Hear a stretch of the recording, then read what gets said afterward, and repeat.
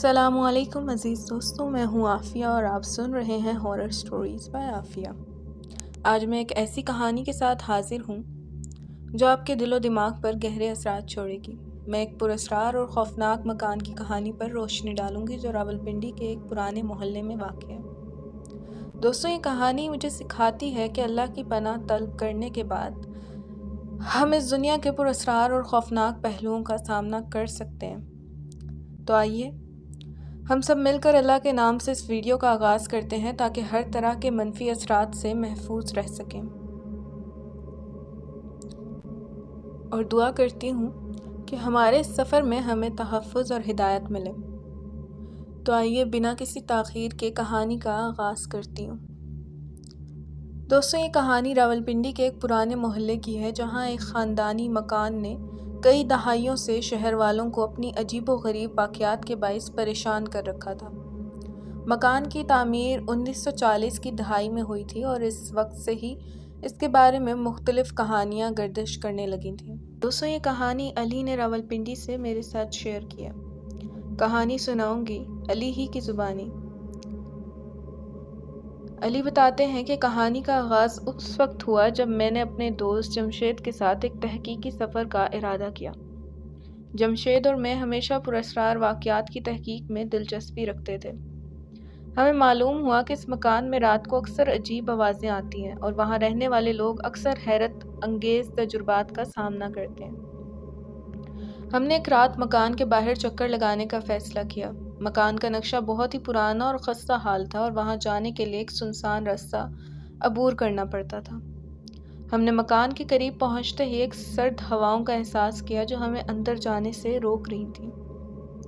ہم نے ہچکچاہٹ کے ساتھ مکان کے دروازے پر دستک دی اور جیسے ہی دروازہ کھلا، اندر کی تاریکی نے ہمارے دلوں کو ڈرا دیا۔ مکان کے اندر داخل ہوتے ہی ہمیں ایک بھاری سی خاموشی اور نم آلود ہوا کا احساس ہوا۔ دیواروں پر پرانے نقش و نگار اور مکڑیوں کے جالے تھے جو ہمیں مکان کی خستگی کی حالت کو ظاہر کر رہے تھے۔ ہم نے کمرے میں داخل ہو کر چمکدار ٹارچ کی روشنی میں سب کچھ دیکھنا شروع کیا۔ کمرے کے ایک کونے میں ہمیں ایک پرانا بیڈ نظر آیا جس کے ارد گرد گرد و غبار چھایا ہوا تھا۔ اچانک ہمیں ایک ہنسنے کی ہلکی سی آواز سنائی دی جو شاید مکان کے پرانے مالکان کی روح کا حصہ تھی۔ ہم نے مکانات کے حصے چیک کیے اور مختلف حصوں کو جانچا اور ہر کمرے میں مختلف پراسرار آثار ملے۔ ایک کمرے میں ہم نے ایک پراسرار شبیہ دیکھی جو ایک غمگین عورت کی شکل میں نظر آئی۔ اس کے چہرے پر اتنی گہرائی اور اداسی تھی کہ ہم دونوں کے دل میں ایک عجیب سا خوف بیٹھ گیا۔ اسی دوران ہم نے مکان کے تہہ خانے کی طرف جانے کا فیصلہ کیا کیونکہ لوگوں کا کہنا تھا کہ وہاں سب سے زیادہ پراسرار واقعات پیش آتے ہیں۔ تہہ خانے میں داخل ہوتے ہی ہمیں سرد ہواؤں اور عجیب و غریب آوازوں کا سامنا کرنا پڑا۔ کچھ لمحوں بعد ایک زوردار دھماکہ ہوا اور ہم نے فوراً باہر نکلنے کا ارادہ کیا۔ ہم باہر نکلتے ہی حیرت زدہ رہ گئے کہ مکان کے قریب ایک بوڑھا شخص کھڑا تھا جو ہمیں دیکھ کر مسکرایا۔ اس نے ہمیں بتایا کہ یہ مکان ایک قدیم خاندانی جادوگر کا تھا جس کی روح اب بھی مکان میں بھٹک رہی ہے۔ اس نے مزید بتایا کہ جادوگر کی روح اس مکان کی حفاظت کر رہی ہے اور رات کے وقت لوگوں کو متنبہ کرنے کی کوشش کرتی ہے۔